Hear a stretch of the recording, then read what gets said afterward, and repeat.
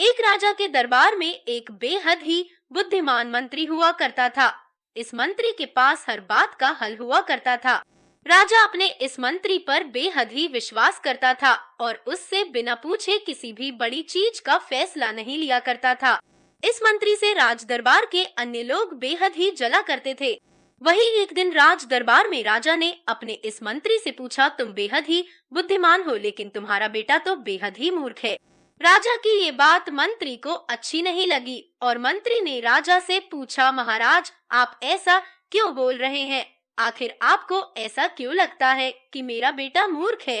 राजा ने मंत्री के इस सवाल का उत्तर देते हुए कहा, मैं रोज सुबह जब जनता से मिलने के लिए जाता हूँ तो वहाँ पर तुम्हारा बेटा भी होता है और मैं रोज तुम्हारे बेटे से ये पूछता हूँ कि सोना और चांदी में से कौन सी चीज सबसे ज्यादा कीमती है। तुम्हारा बेटा हर बार चांदी ही कहता है। राजा की ये बात सुनकर दरबार में मौजूद लोग मंत्री पर हंसने लगे और मंत्री को बेहद ही बुरा लगा। मंत्री बिना कुछ कहे अपने घर वापस आ गया और घर आते ही मंत्री ने अपने बेटे से पूछा, सोने और चांदी में क्या मूल्यवान है? बेटे ने फौरन जवाब देते हुए कहा, पिताजी सोना।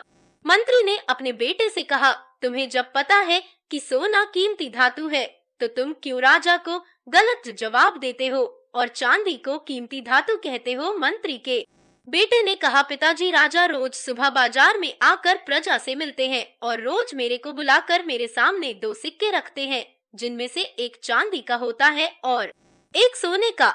सिक्का रखकर राजा मेरे से पूछते हैं कि जो इन दोनों में से अधिक कीमती चीज है वो तुम ले जाओ और मैं चांदी का सिक्का उठा लेता हूँ। ये देखकर राजा हंसते हैं और चले जाते हैं। मंत्री ने अपने बेटे से पूछा, तो तुम क्यों रोज चांदी का सिक्का उठा लेते हो? अब पूरी प्रजा मेरा मजाक उड़ा रही है। मंत्री की ये बात सुन उनका बेटा उन्हें तुरंत अपने कमरे में ले गया और वहाँ पर उसने एक पेटी खोली। पेटी चांदी के सिक्कों से भरी हुई थी। इतनी सारी चांदी देखकर मंत्री हैरान हो गया।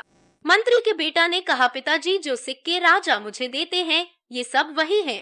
जिस दिन मैंने राजा को सही उत्तर दे दिया, राजा मुझसे ये सवाल पूछना बंद कर देंगे और मुझे रोज एक सिक्का मिलना बंद हो जाएगा और ऐसा होने से मेरे नुकसान ही होगा। अगले दिन मंत्री ने अपने बेटे की चतुराई राजा को बताई और राजा मंत्री के बेटे की चालाकी से बेहद ही प्रभावित हुआ। इस कहानी से हमें यही सीख मिला कि हमें अपनी काबिलियत का दिखावा नहीं करना चाहिए। समय आने पर अपने आप ही सबको पता चल जाता है कि आप कितने काबिल हैं।